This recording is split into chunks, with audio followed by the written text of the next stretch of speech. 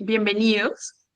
Algunos sé que, pues, que nos conocemos por otros lados, tal vez he trabajado con algunos de ustedes, otros por temas familiares o personales, y hay otras personas que se han unido hoy por primera vez para hablar de estos temas de psicología ambiental. Voy a minimizar esto un segundo, si no lo quiero, lo voy a dejar ahí abajito, ¿listo?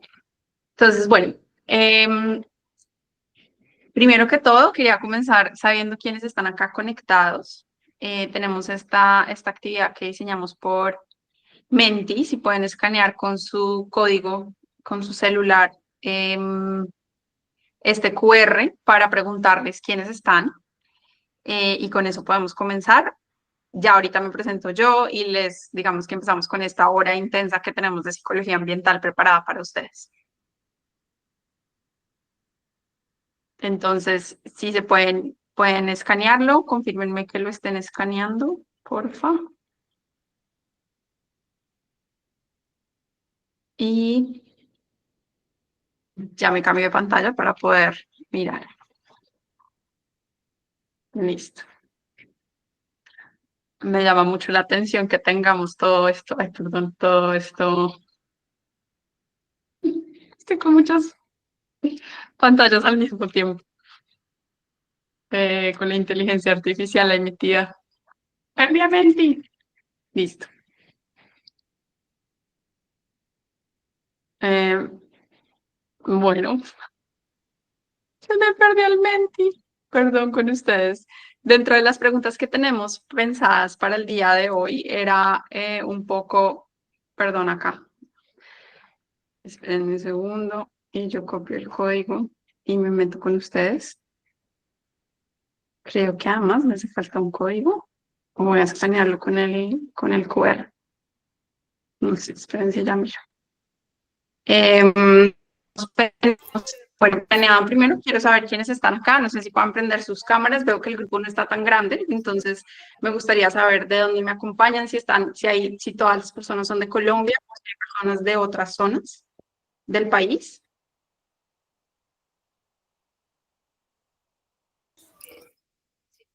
No sé, si me pueden escribir por el chat o me pueden hablar, como para saber de dónde están. Desde España, Hola, desde perfecto. Colombia, Colombia, Medellín. Hola, Colombia. perfecto. Paca, Euskadi, no sé dónde es Euskadi. Desde Bogotá, David, muy bien. Y Hola, Caro, desde Hola, buenas Bogotá. tardes. desde Bogotá, perfecto. Diana, Hola, ¿desde dónde estás? estoy en Mosquera. Perfecto, desde Mosquera. Listo, pues me encanta, bienvenidos. Creo que el mentí, copié mal el código, no sé, no me está funcionando. Pero bueno, quería saber quiénes estaban. También si tenemos algún menor de edad, me gustaría saber si hay alguien menor de 18 años en el grupo.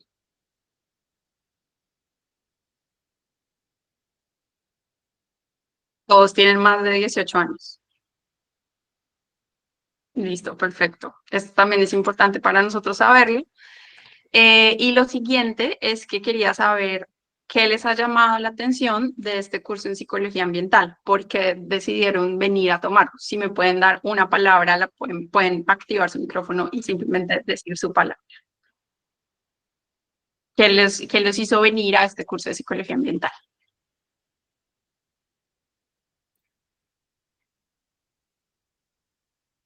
Me estoy enloqueciendo con todas estas aplicaciones. A mí me pareció interesante, es una palabra.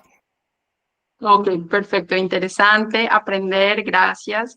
Si quieren escribir en el chat para yo poder saber si hay algo novedoso, perfecto. O sea, hay personas que no tienen idea de lo que es la psicología ambiental. ¿Algo más? Perfecto. ¿Hay alguien que esté en crisis psicológica por el tema ambiental? ¿Alguien que esté angustiado, que tenga problemas de sueño? A veces es humano para yo saber. A veces sí. Es un tema disruptivo, perfecto. Listo.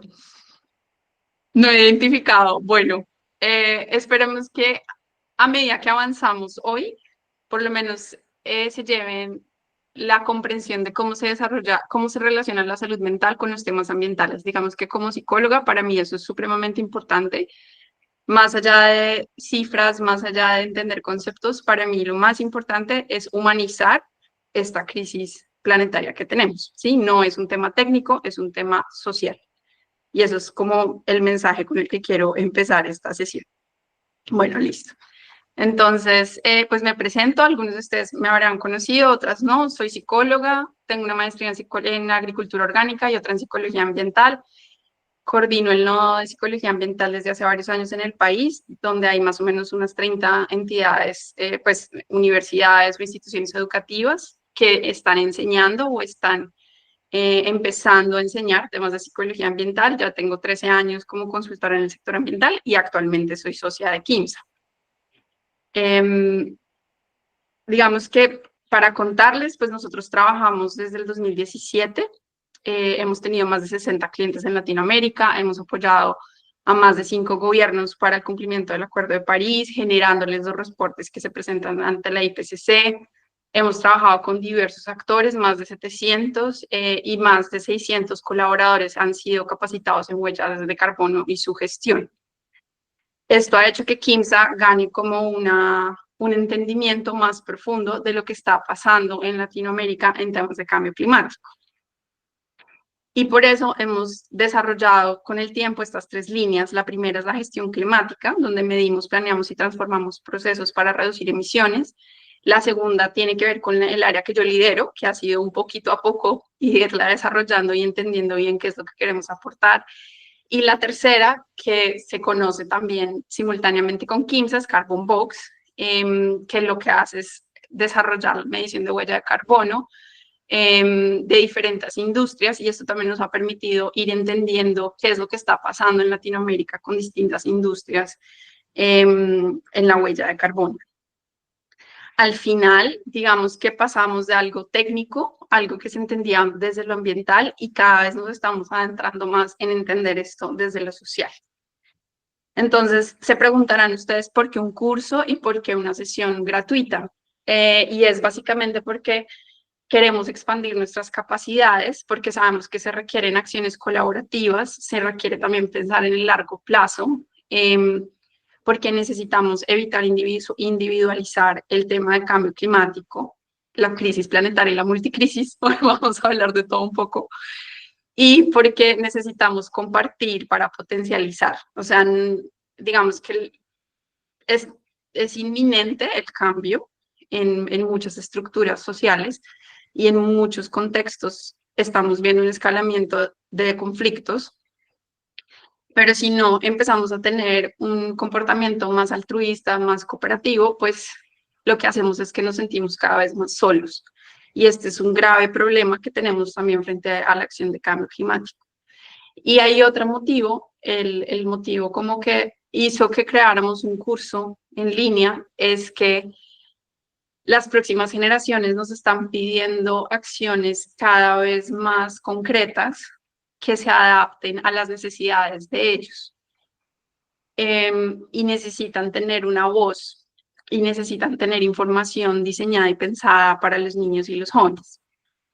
Y esto requiere que las empresas nos empecemos a revisar también hacia dónde es que, con quiénes que estamos trabajando y para quiénes queremos trabajar. Esa es la idea de hacer estos cursos en psicología ambiental, es que parte de los ingresos que tenemos es para diseñar iniciativas para niños que puedan acceder de manera gratuita, y también buscar cofinanciadores que nos permitan aprender desde la psicología temas ambientales y empezar a trabajar muchas habilidades que son requeridas para los liderazgos socioambientales en el mundo. Entonces, esto es como una idea, y por qué es tan importante el tema de la psicología es porque hay de 3.600 a 3.300 millones de personas que viven en contextos altamente vulnerables por el cambio climático, según la IPCC en el 2022. Esto es cerca de mitad de la población mundial. Pero también cuando vemos quienes están viviendo en el mundo, pues 1 de cada 8 personas padecen algún tipo de trastorno mental. Entonces ya tenemos una condición subyacente y si le agregamos estresores contextuales, pues estamos viendo que vamos a tener que innovar y ser más disruptivos en la forma como nos acercamos a los retos socioambientales. Hoy estuve revisando varias cifras como para también entender por qué es tan importante tocar estos temas desde otro lugar, y es que el 85% del tiempo los adultos lo pasan en espacios cerrados en ciudades como Bogotá, Medellín o Cali. Y los niños, se estima pues que los adolescentes están pasando 6 horas frente a las pantallas versus 1 hora de tiempo, digamos 1 hora en la naturaleza. Es muy difícil tener ciudadanos conscientes si tenemos poco conocimiento del ambiente. Digamos que la población cada vez va a ser más urbanizada y las áreas rurales de alguna manera se van mecanizando, se van aislando, también se van transformando a unas tasas muy rápidas, pero necesitamos tener esta conexión con la naturaleza. Y desde la psicología ambiental, numerosas investigaciones muestran cómo el efecto restaurador, así como restauramos un ecosistema, así también se restaura nuestro sistema nervioso cuando pasamos tiempo con la naturaleza.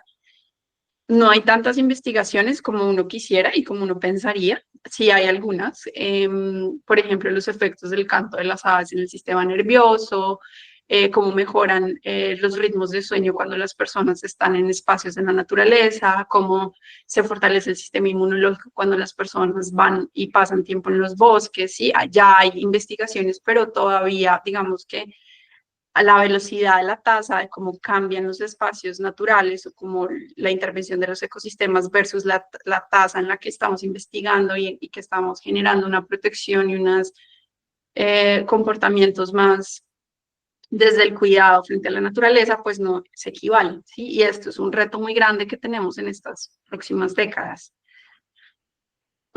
Esto es para compartirles con ustedes porque es tan crítico el tema de la salud mental, y es porque los países realmente invierten muy poco en la salud mental. El promedio global estimado es que solamente alrededor del 2% del presupuesto se dirige a temas de salud mental. Muchos de estos gastos presupuestales se van hacia temas psiquiátricos. Entonces, digamos, un país como Colombia,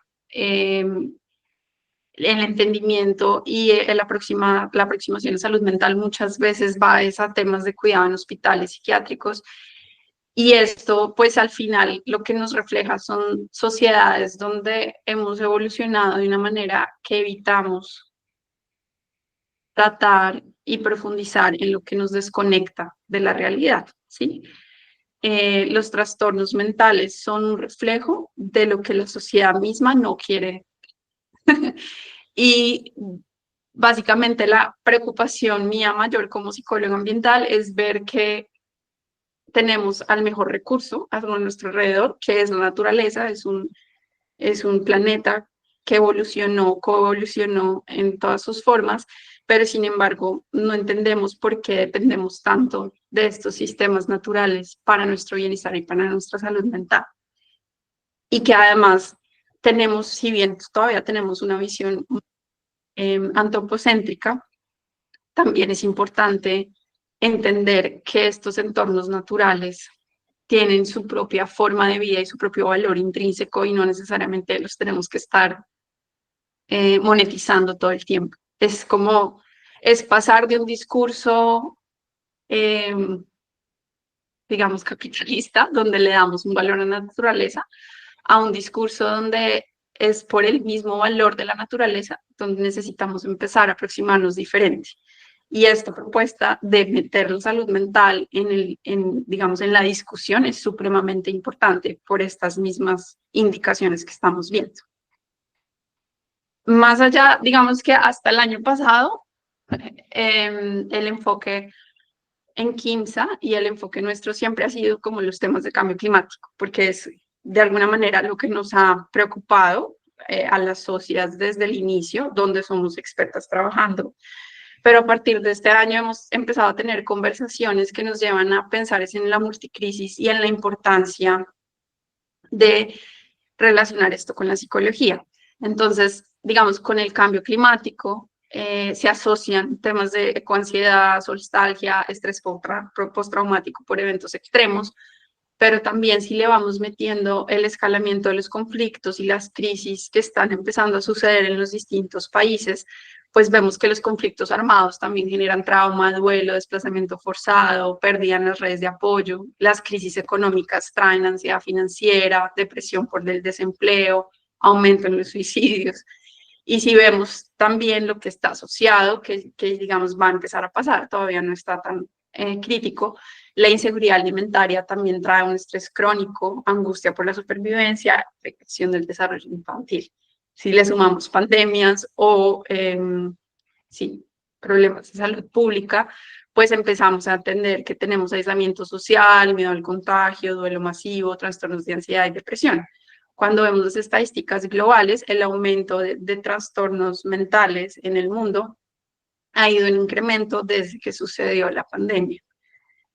Y esto, digamos que el llamado aquí hoy es abrir este espacio para que podamos explorar estos temas, ¿sí? No solamente, digamos que lo más lindo de trabajar con la psicología es que uno siempre se trabaja a nivel personal, pero también es mirarlo desde las organizaciones y desde sus trabajos, cómo pueden contribuir.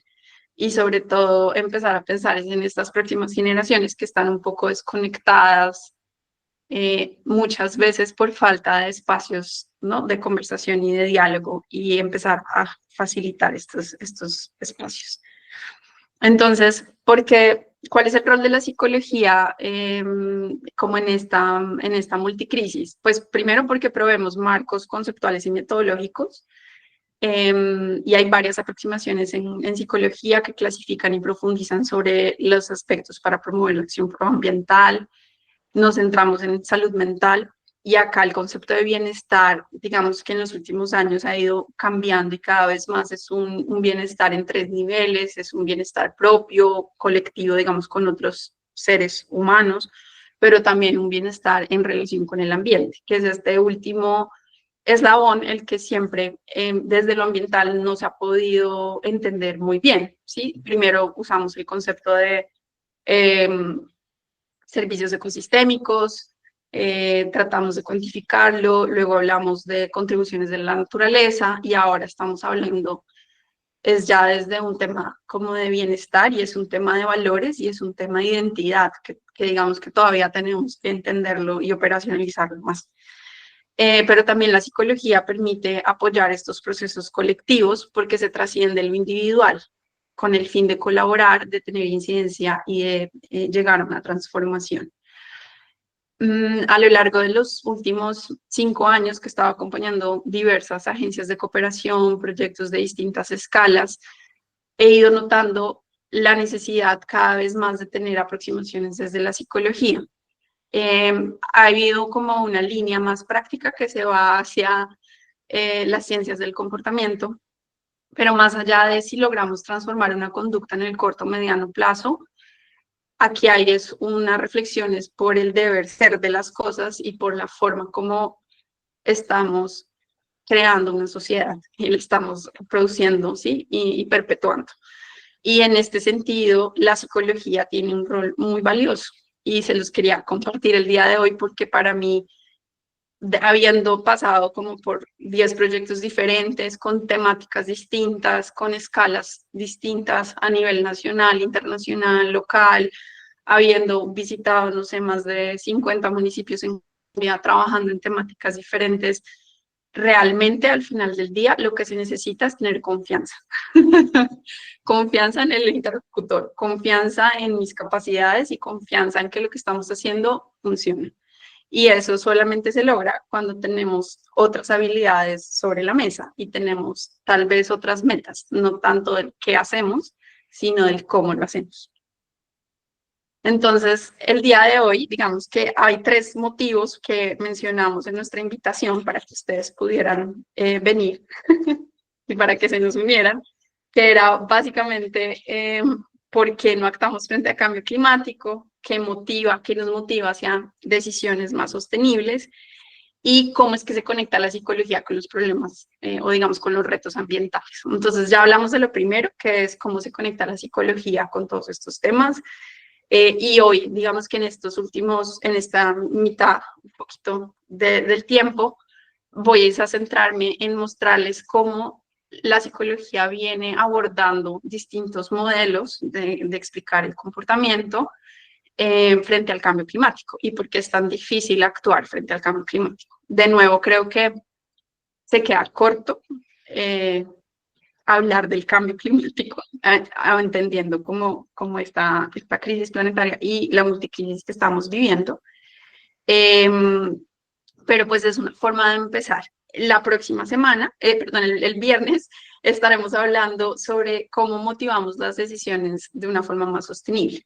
Entonces, lo que voy a hacer es presentarles esta parte de cambio climático y me gustaría que en los últimos 20 minutos los pudiera conocer un poco más, saber qué es lo que los está motivando a venir y a conectarse para diseñar esta segunda parte el viernes, para que podamos como enfocarnos también en lo positivo y mostrarles también procesos, resultados de proyectos donde hemos visto cambios positivos con grupos poblacionales diferentes, con actores diferentes, y qué es lo que hace que algo sea realmente sostenible con las personas.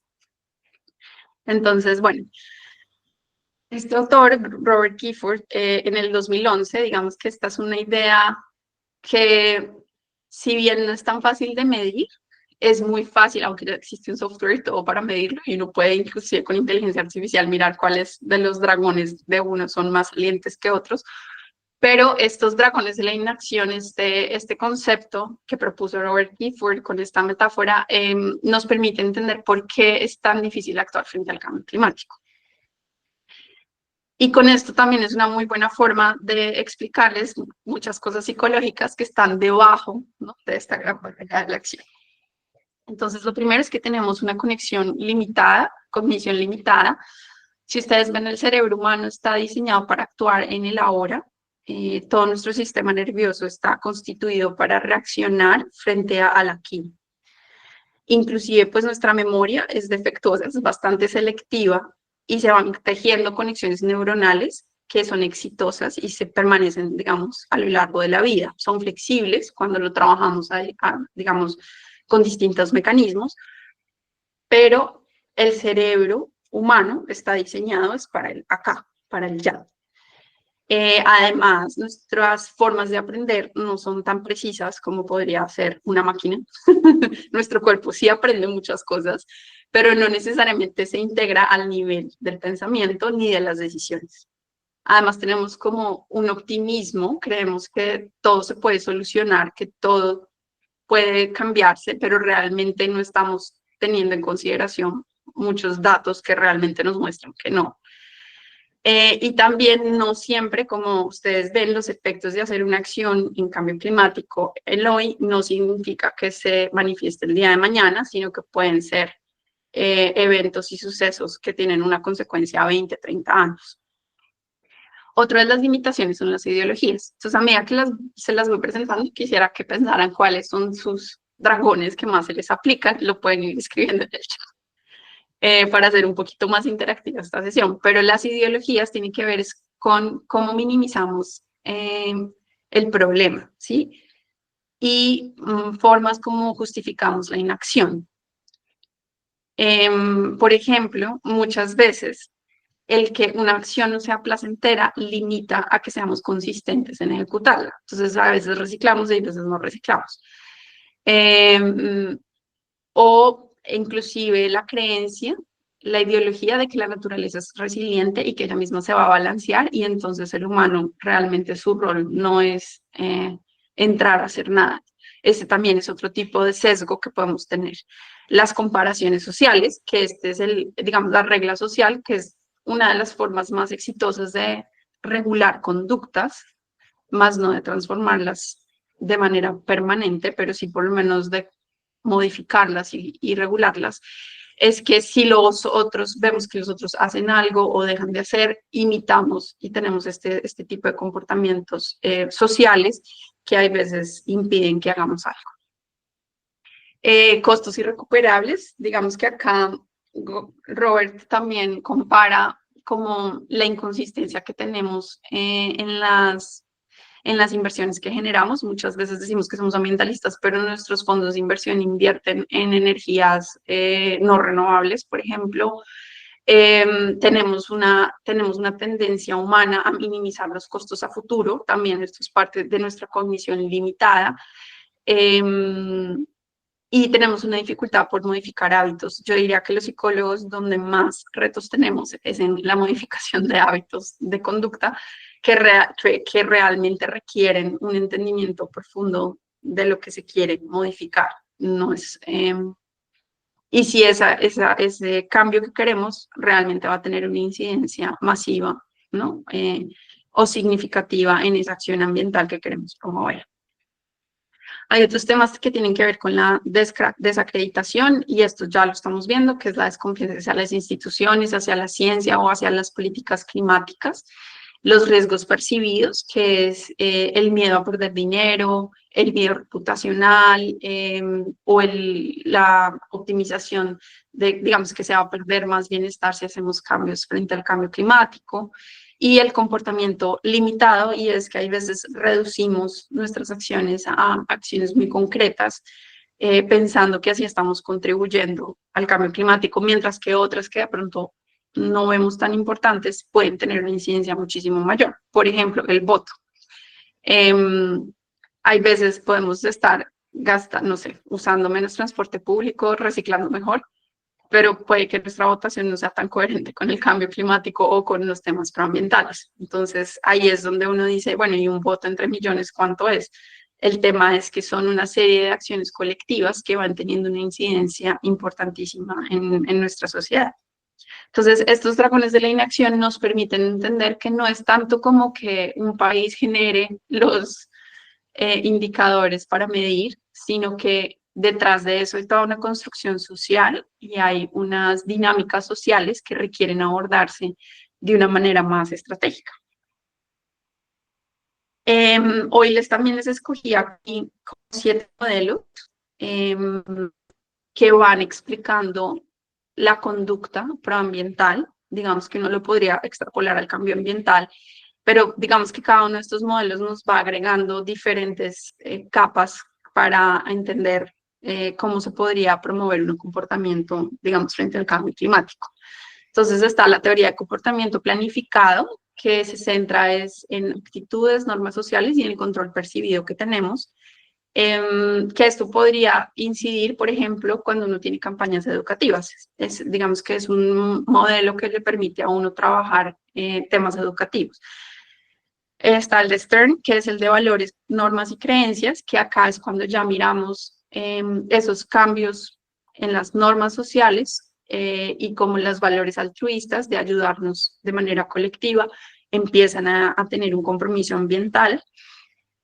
Y acá, pues digamos que estas motivaciones, trabajar en los valores, en las normas y en creencias, nos va a permitir, digamos, modificar las acciones frente al cambio climático. Está Festinger con la disonancia cognitiva, que es cuando yo genero un compromiso con alguien y si la persona no es coherente con lo que se compromete, pues nos genera incomodidad no ser coherentes. Entonces, cuando vamos en contra de lo que creemos, pues vamos a buscar siempre ser coherentes internamente. Y este modelo sirve, digamos, para cuando uno quiere racionalizar una acción, ¿no? Como que uno quiere mostrar la lógica de una serie de acciones. Este modelo resulta muy útil. La esperanza crítica, que es un modelo más reciente que ya viene como con esta otra visión de cómo la preocupación y la esperanza activa puede fomentar una acción climática. Esta es sobre todo para los temas de ansiedad en jóvenes y es ir generando un entorno donde sí tenemos una meta común, pero también vamos generando una conciencia de quiénes somos y cómo estamos contribuyendo.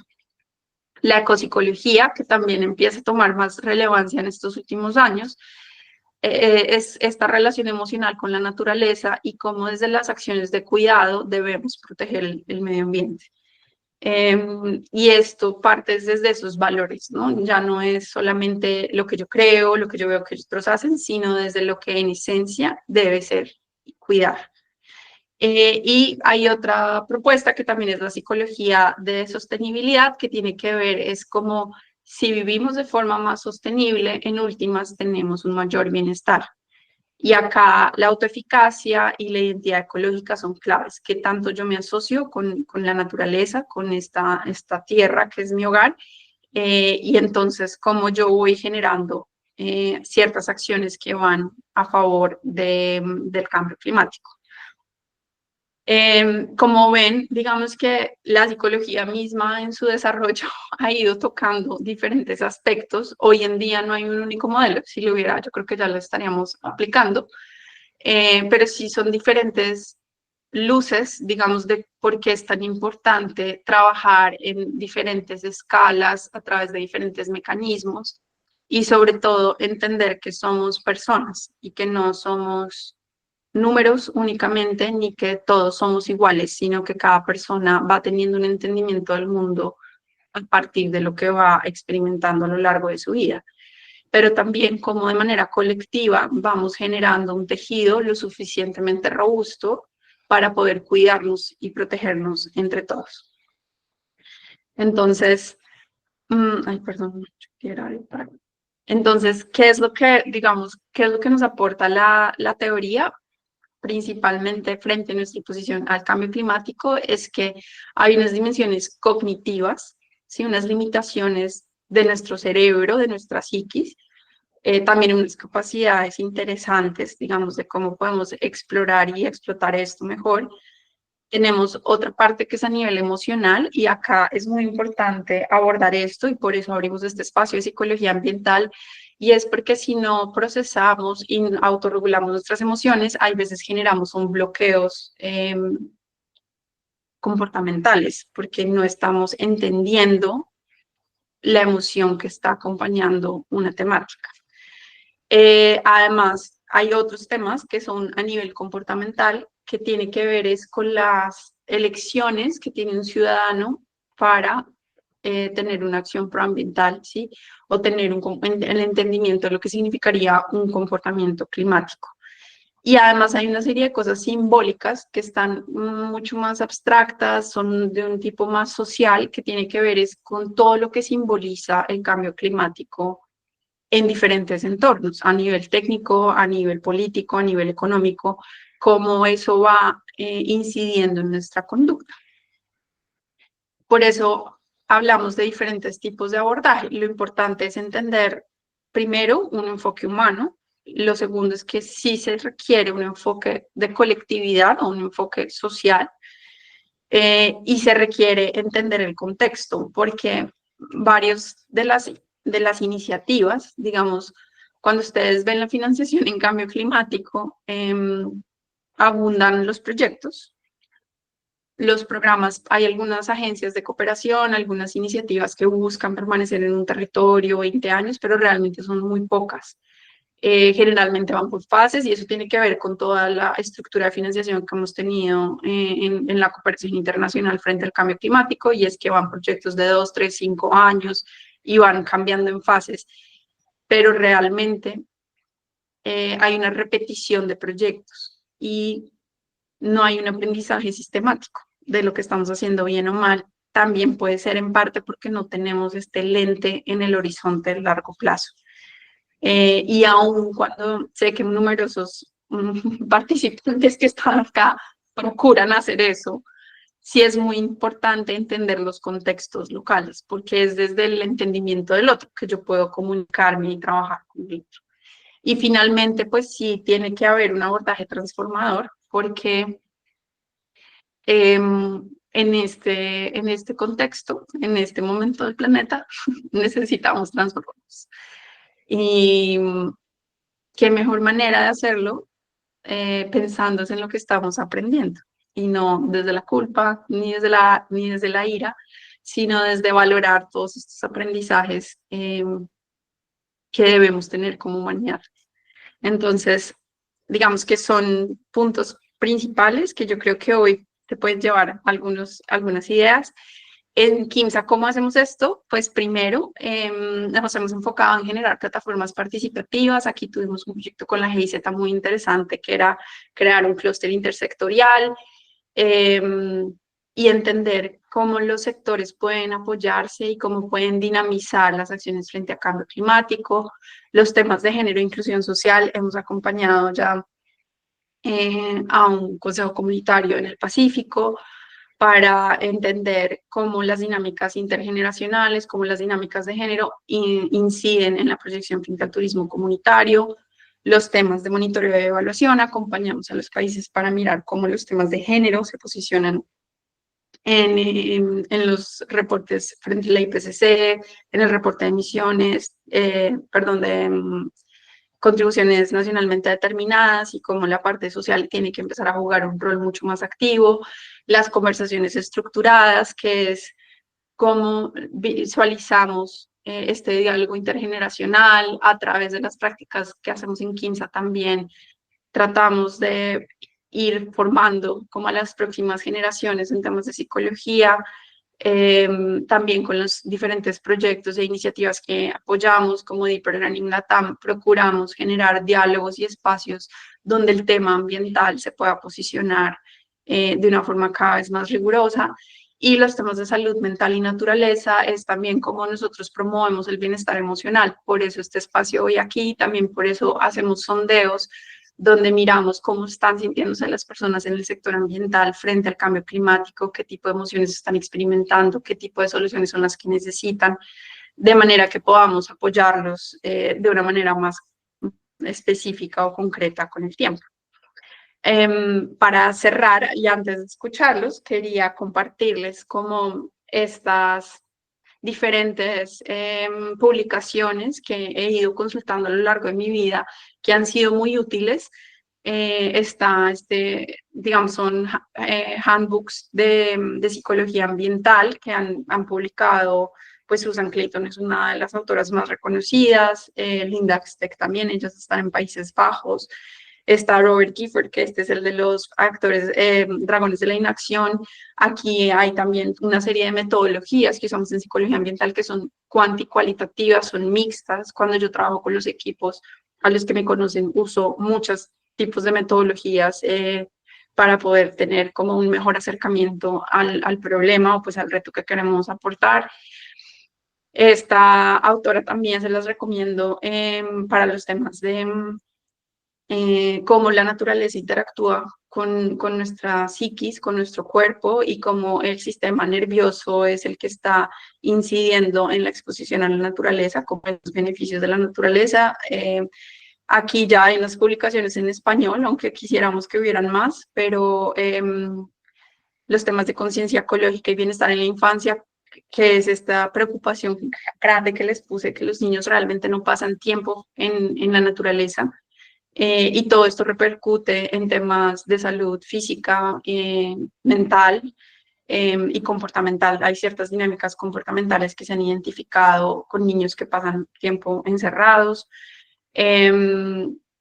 Este tema de las comunicaciones, es clave poder articular la psicología con la comunicación, temas de cómo hacemos para cambiar el consumo y cuáles son esas barreras que existen. Es también, Schultz es súper interesante porque él ya clasificó algunas estrategias para promover el comportamiento ambiental, y Arjen Vals, que es un profe en Holanda, también de cómo enseñar para la sostenibilidad. Acá también hemos hecho algunas colaboraciones y ahorita pronto va a salir un capítulo con él sobre cómo hacer esto en contextos vulnerables o, pues, digamos, en torno al conflicto armado, de cómo la psicología ambiental y la educación son un escenario propicio, pues, para, digamos, fortalecer ese tejido social. Les comparto esto para que sepan que esta área de la psicología está supremamente consolidada. Hay muchos proponentes con diferentes enfoques. Sin embargo, para mí lo más importante es el para qué, ¿no? Para qué es que hablamos y abrimos este tema. Hay algunos papers más críticos que esos son los que yo encuentro más interesantes porque es cuando tenemos unos diálogos interdisciplinares más profundos y es que los psicólogos necesitamos ser sensibles a lo que estudiamos y necesitamos saber qué es lo que queremos apoyar o en dónde ponemos nuestra atención en ambiente. Qué tan relevante es seguir pensando en conductas de reciclaje, de separación de residuos en el sitio, si más bien hay desarrollos industriales que nos podrían ayudar a separar los residuos mejor, por ejemplo. ¿Qué tan relevante se vuelve ese tipo de conductas? ¿Qué pasa, por ejemplo, con la inteligencia artificial? Y si eso nos ayudaría a tener unos comportamientos sociales diferentes, ¿sí? Todo eso tiene que empezarse a discutir y analizar. Y también tenemos que hacer un esfuerzo como por entender ambas partes, porque cuando yo trabajo con personas del sector ambiental, su visión sobre la problemática es muy distinta a cuando yo vengo desde lo social y me centro en el individuo, y es este diálogo el que nos permite aportar. Está SCOFAPSI, que es la Asociación Colombiana de Facultades de Psicología, donde tenemos el nodo de Psicología Ambiental. Ahí tenemos 4 o 5 boletines ya publicados, que los invito a que lo lean, donde hemos ido haciendo como diferentes reflexiones, tanto temáticas como profesionales, de cómo hemos ido llegando a enseñar psicología ambiental en el país, y creo yo que esto es importante que ustedes lo tengan. Estos son ejemplos de cómo uno puede aplicar la psicología ambiental en Colombia. Digamos que vienen temas desde finanzas, temas de biodiversidad, uso de plantas y hongos, temas con grupos étnicos, toda la estrategia climática a largo plazo del país, todos los temas de comunicación de la ciencia, los temas de agricultura, entender por qué es tan importante conocer nuestro entorno desde la educación en jardines botánicos, las conferencias que hemos ido dando a lo largo de los años. Yo creo que esto es supremamente importante, entender que el psicólogo puede tener un rol cada vez mayor y más importante, más estratégico en los temas ambientales. Entonces, con esto cierro como el espacio. Este solamente fue como un primer abrebocas para la sesión de hoy, pero quisiera abrir, callarme yo, escucharlos, conocerlos, porque quiero conocer quién está interesado en psicología ambiental y si ven relevante este tipo de aproximaciones o no. Claro, hay algunas preguntas. Si quieres, quita la pantalla compartida para que podamos verte. Eso.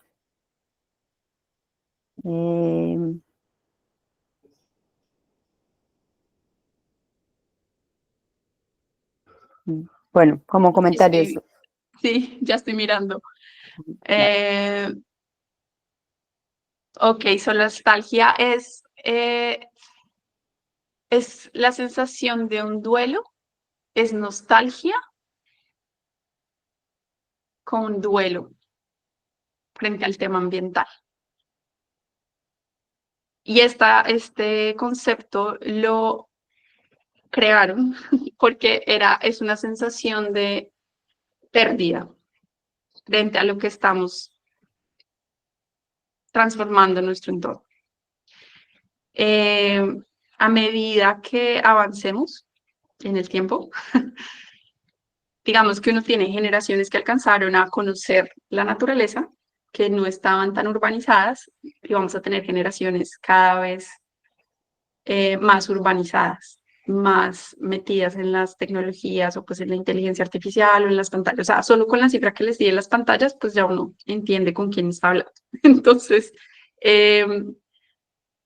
estos conceptos han ido emergiendo. No es que en la psicología hayamos creado ecoansiedad o la nostalgia, no. Han ido emergiendo a medida que en psicología clínica han ido encontrando que hay niños, jóvenes y adultos viniendo a consulta por estos temas ambientales. Entonces han empezado a haber diálogos entre profesionales, pero sin embargo todavía no tenemos estadísticas a nivel global. Lo que se ha identificado son más encuestas multipaís, donde se identifica que los niños y los jóvenes son quienes más están percibiendo esto frente al cambio climático. Entonces, pues, es un tema muy interesante. Podríamos tener una sesión de ecoansiedad si quisieran más adelante, pero la idea es entender digamos, la psicología o pues como la salud mental desde la patología, diría uno, como desde el concepto de salud, ¿no? De bienestar y de lo bueno, no desde solamente lo malo. Bueno, sí, una de los temas es efectivamente, voy a hablar del tema de la infraestructura gris. Digamos que hay diferentes intentos en las soluciones climáticas, en las soluciones basadas en la naturaleza, que tienen que ver con que usemos mecanismos ya existentes en la naturaleza que son efectivos con soluciones antrópicas o con soluciones humanas. Y pueden ser muy efectivas. Sin embargo, dentro de las investigaciones y los proyectos que acompaño, muchas veces identifico que no siempre son inclusivos. Entonces, no solamente es poder usar bien la naturaleza, que eso ya sí es un reto, y anticiparse a todos los escenarios de cambio climático que vienen, que también eso es otro reto, sino que también es pensar en qué tanto estoy generando un bienestar colectivo o un individual para cierto grupo de personas. Entonces, este es otro tema importante que se podría mirar más adelante también, que pues hay muchas investigaciones que hablan como de cómo uno puede hacer encontrar estos puntos en común entre lo individual y lo colectivo. Sí, hay otro comentario aquí que habla sobre lo de los países que no generan muchas emisiones y cómo es la responsabilidad de los países de mayores emisiones. Digamos que esto, justamente en estos días, he estado en un curso aquí en Alemania sobre mediación y resolución de conflictos internacionales. Y vemos, digamos, dentro de la discusión que teníamos en clase, era la preocupación de cómo, digamos, cuando ustedes ven el Acuerdo de París, es de los acuerdos más exitosos y, digamos, en la teoría, porque es que los países se ponen de acuerdo frente a una meta global. Cuando ustedes ven las metas del PNUD, digamos que existan las diferentes metas, eso hace que todos los países vayan dirigidos hacia un fin común. Sin embargo, el hecho de que no haya una distribución de esa responsabilidad que sea obligatoria o que realmente genere unas consecuencias plausibles a los países, hace que esto se vuelve un péndulo entre el gobierno que apoya y el gobierno que no apoya. Y eso nos devuelve, digamos, a procesos donde ponernos de acuerdo se vuelve cada vez más difícil. Entonces, una de las opciones que yo creo que acá los que estudian temas de naturaleza estarían de acuerdo y es como es Gaia y no son ecosistemas, o sea, es el mundo y no son países. Esa es la escala que necesitamos. Pero ¿cómo se hace esto a nivel práctico? ¿Cómo, sí, qué tanto estamos dispuestos a sacrificar de nuestra propia comunidad para poder apoyar a otros que están en posiciones menos cómodas? ¿Qué tanto yo quiero asumir consecuencias de mis ancestros y de las formas como yo he desarrollado una industria, ¿sí? A que otros puedan hacer? Entonces, ya les doy la palabra.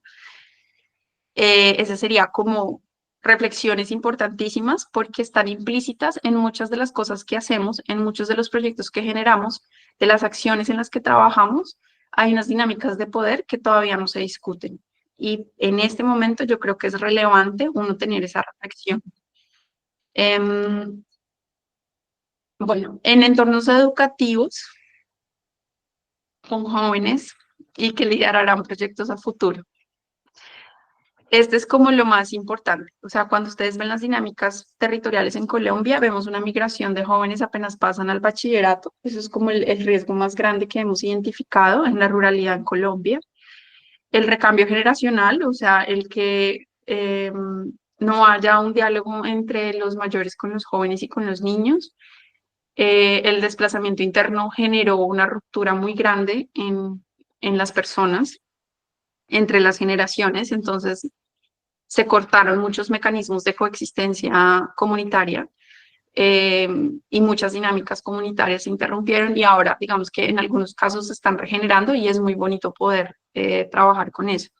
Pero yo lo que he visto y en los diálogos que he tenido con jóvenes es un sentimiento de soledad y de aislamiento, sí, aislamiento social. Hay unas dinámicas que han cambiado, por ejemplo, el uso de plataformas como las juntas de acción comunal versus las plataformas de juventudes o los liderazgos ambientales. Uno ve que hoy en día es más recurrente un liderazgo, digamos, comunitario, pero con una escala más grande que puede ser a nivel nacional o a nivel regional o a nivel global. Sin embargo, lo más importante con los jóvenes, cuando ustedes analizan, que eso me ha tocado hacerlo a mí en los proyectos, analizan los patrones de liderazgo, se dan cuenta que lo que cambió en la vida de alguien era que alguien lo escuchó, a ese niño alguien lo apoyó en esa primera incidencia que quería tener en su entorno. Hubo alguien que creyó en él o en ella. Y esa persona después, de alguna forma, se conectó con alguien más que lo apoyaba o la apoyaba. Y así progresivamente van ganando esas capacidades de liderazgo. Entonces, muchos que trabajan digamos, en diferentes entornos, piensen en eso, como mi invitación es a cómo generamos, por ejemplo, Kinsa, una empresa que trabaja es con gobiernos y en temas supremamente técnicos, cómo genera espacios para apoyar otro tipo de liderazgos, para apoyar, sí, esa apertura. Esa es como una de las cosas. Listo. Sobre el tema de la labor docente, hay muchísimo que se puede hablar.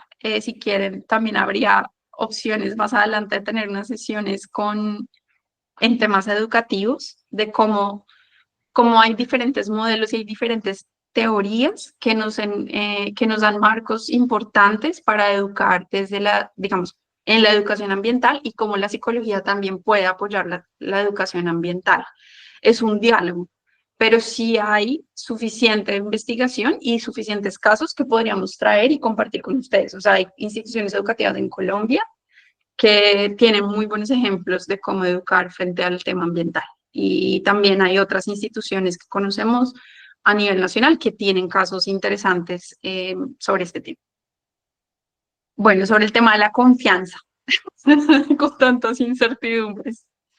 Yo creo que lo más importante, por ejemplo, podrían prender sus cámaras. Esa podría ser la primera forma de generar confianza hoy. Gracias. Para que nos veamos y sepamos que somos humanos y no solo el asistente que toma notas. Ya eso hace el cambio en la generación de confianza.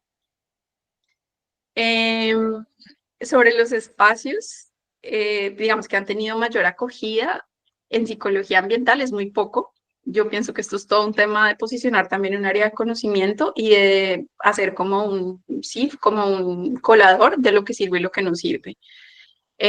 Porque pues no todo está escrito, son investigaciones, cuando ustedes ven las investigaciones en psicología, muchos son con estudiantes, entonces no son tan relevantes.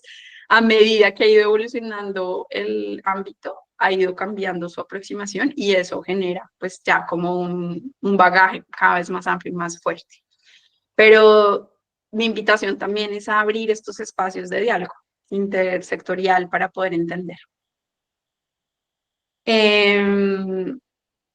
Y de ahí viene como, digamos que yo creería que el reto ahora, y viendo sus comentarios, y ya les doy la palabra a los que quieran hablar, es cómo podemos hacer frente a un contexto que nos está llenando de miedo, ¿no? Y de ansiedad. O sea, porque si hay algo que está pasando ahorita es miedo y ansiedad. Entonces, ¿qué tipo de espacios restaurativos necesitamos? Y sobre todo, me gustaría preguntarles qué quisieran encontrar en Kinsa para yo poder pensar en algo interesante con ustedes. Entonces, abro el micrófono. Amagoya, si estás que te hablas, bienvenida. Nada, hablemos estos 5, 10 minutos que tenemos. Me va a extender un poquito, espero que no haya problema con ninguno de ustedes. Bueno, voy Dale, a tomar Amagoya. la palabra porque no sabía cómo formular la pregunta en el chat, entonces es como entre una reflexión, pregunta y bueno, lo que sea que salga. Esto, en principio, gracias, Carolina. O sea, como que mi inquietud mayor ha venido ha venido mucho también como desde toda una fase de acompañar, o sea, de ser madre gestante, ser madre y vivir un poco un acercamiento más al ser naturaleza en el cuerpo, ¿no? Como toda una reflexión ahí de también desde la psicología, lo importante que es la impronta que recibimos pues desde bebés, niños, niñas, etcétera, relacionado con lo que dices de dónde estamos pasando esos primeros momentos de la vida.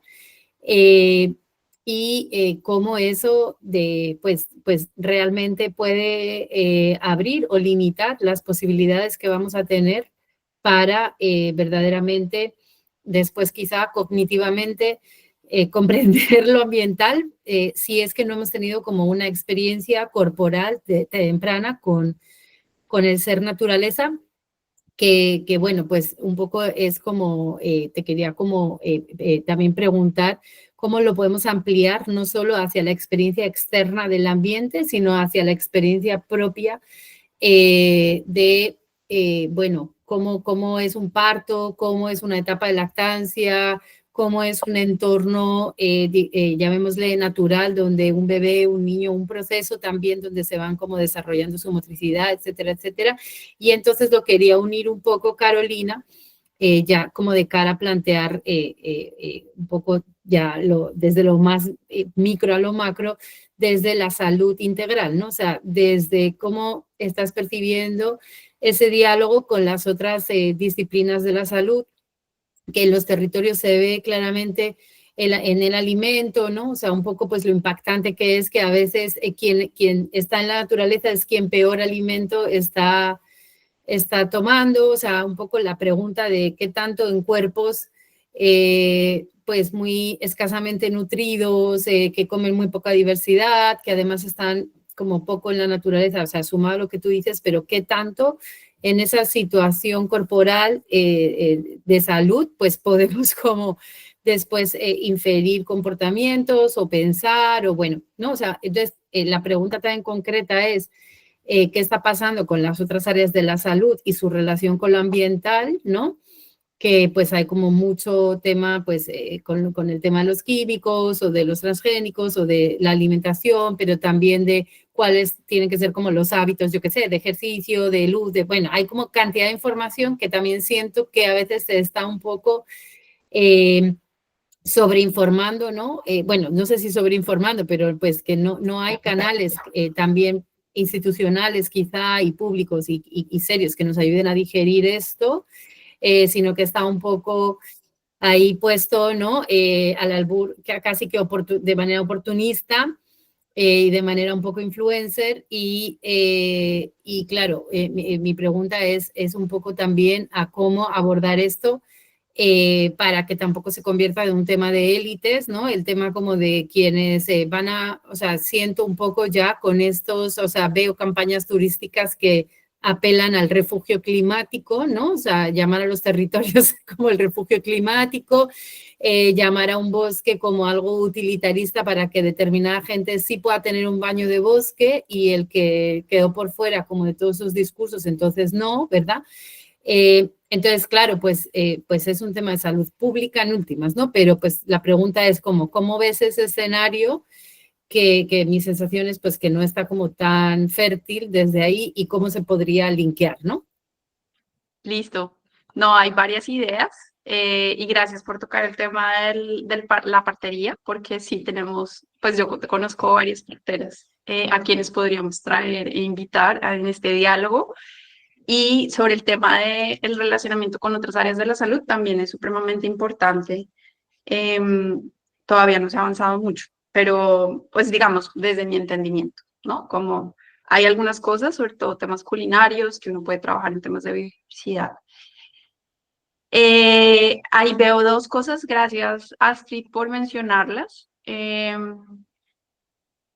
El tema que dices de la transformación de comportamientos en individuo y la sensibilidad, yo creo que eso lo podríamos trabajar también, es cómo se genera una sensibilidad, cómo sensibilizamos a las poblaciones y a las masas, básicamente, que es lo que necesitamos hacer, ¿no? Eso lo podríamos trabajar en una sesión, acá lo anoto. Y lo otro es el miedo y la ansiedad, también la podemos trabajar. Digamos que entendiendo el contexto, no sé, Astrid, si tengas aquí algo más que quieras que toquemos, además también conociendo tu rol en el sector ambiental, no sé si hay algo más, porque el miedo y la ansiedad, no sé si lo sientas en el sector ambiental o si sea algo más individual.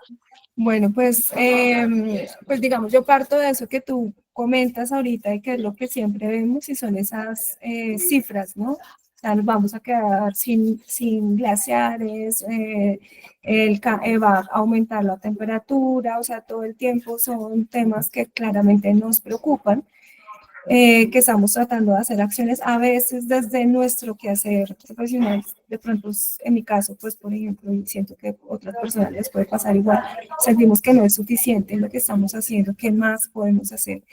Y a veces un poco frustrante esto de ver pues que para muchas personas esto no existe, o sea, o como que baja el volumen, si se pudiera decir de esa manera, de la noticia y se pasa a otros temas y realmente pues la problemática es tan amplia y tan importante que necesitamos acciones pues concretas y colectivas, como tú lo dices. Entonces creo que ese es, digamos, un interés para mí, claro, es por un lado ver cómo podemos pues tener más herramientas para eso, para no llegar siempre con el problema, que es lo que Sí. pasa, ¿no? Pues es que nos vamos a quedar sin agua, que el cambio climático, etcétera, sino también como con soluciones o con formas de construir soluciones colectivas que realmente aporten a disminuir la problemática que se está viviendo. Claramente, pues uno se puede ir como al negativismo y quedarse ahí,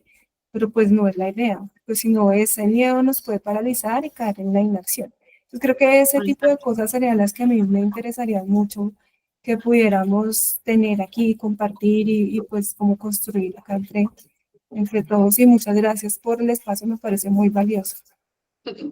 Listo, con mucho gusto. No sé si hay alguien más que quiere. Javi. Hola, Javi, ¿cómo estás? Alzó la mano. Hable. Bien, bien, ahora sí. Sí. Yo iría más por el punto de crear la ansiedad para no develar los verdaderos culpables, ¿no? El reparto de la culpa es una herramienta estratégica y del poder o de los que tienen el control ambiental para evadir responsabilidades, ¿no?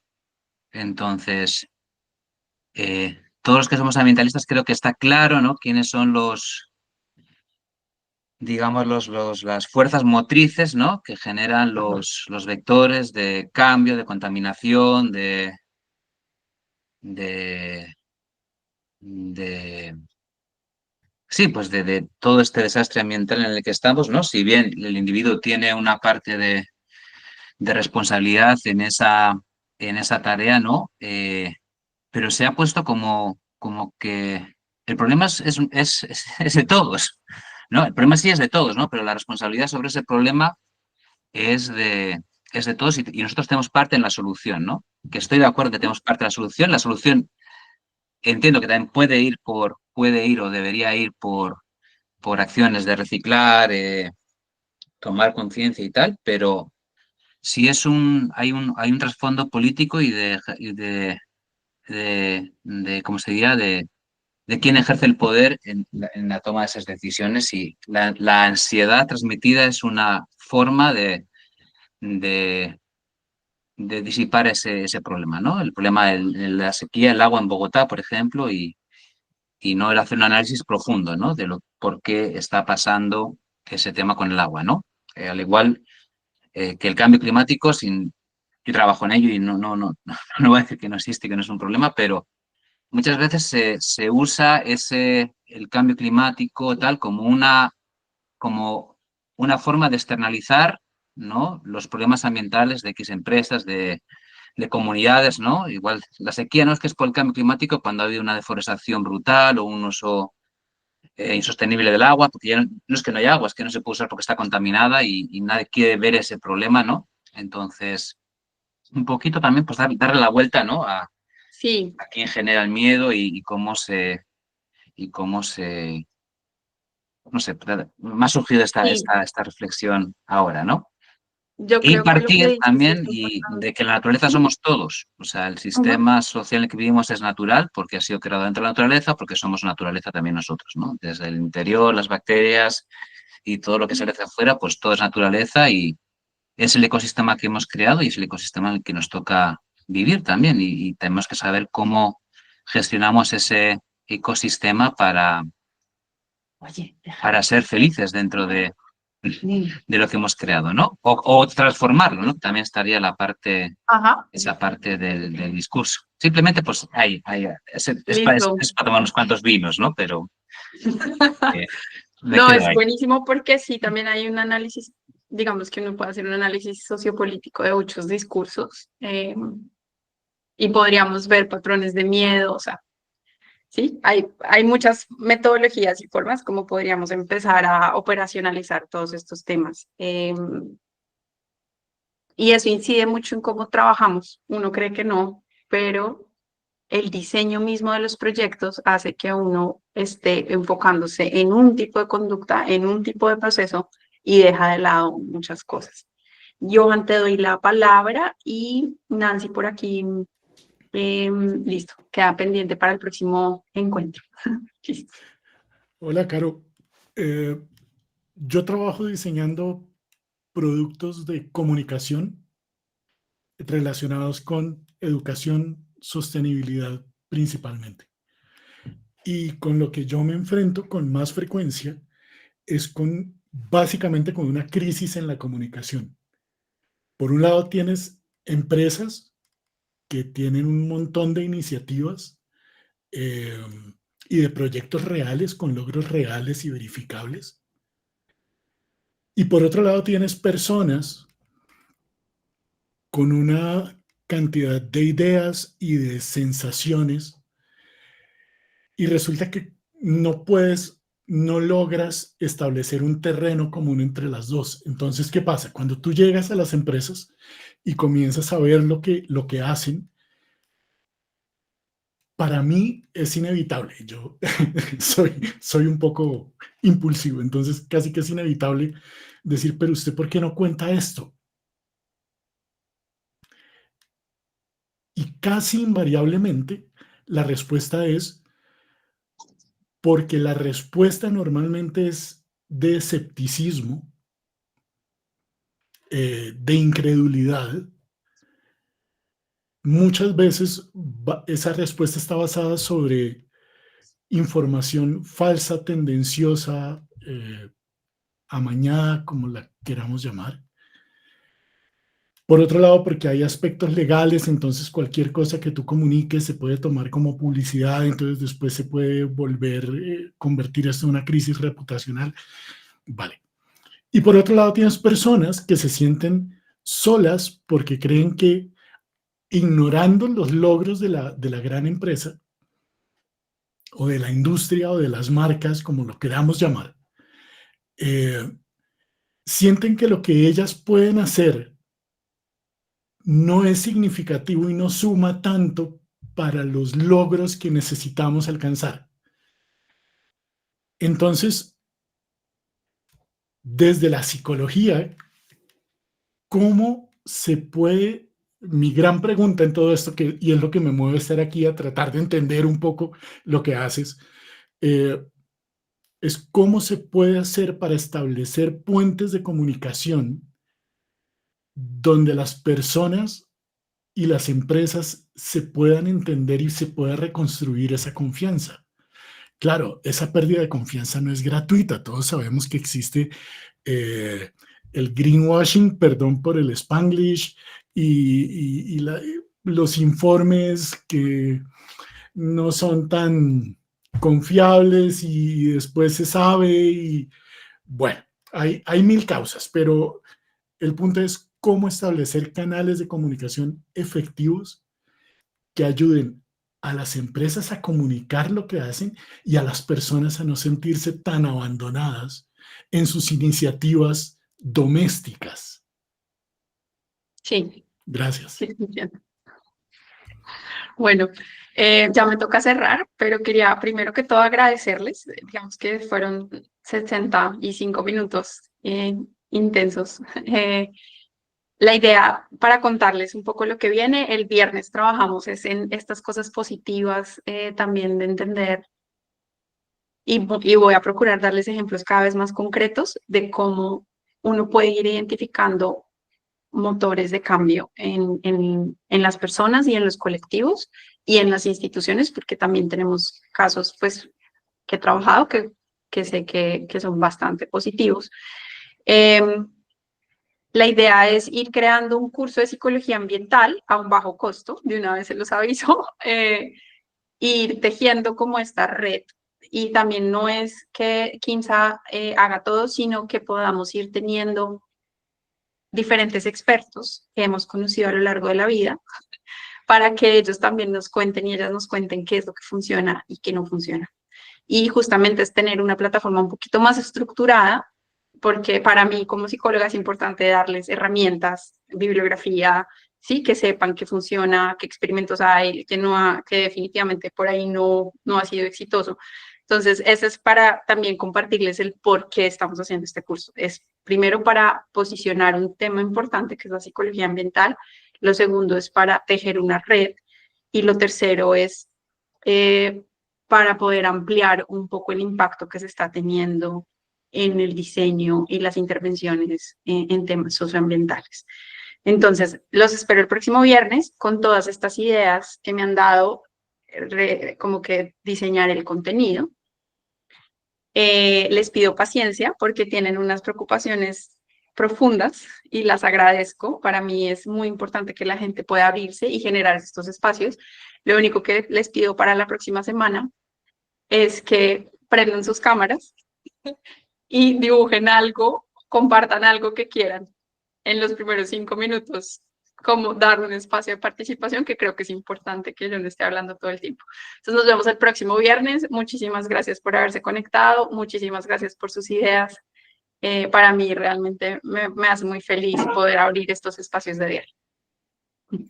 Muchas gracias. ¿Listo? Y Carolina, gracias, qué rico. gracias. Feliz Gracias. tarde. Gracias a todas. Gracias. Gracias. Hablamos. Gracias, Caro. Caro. Buena tarde. Chao. Gracias, Carito. Felicitaciones.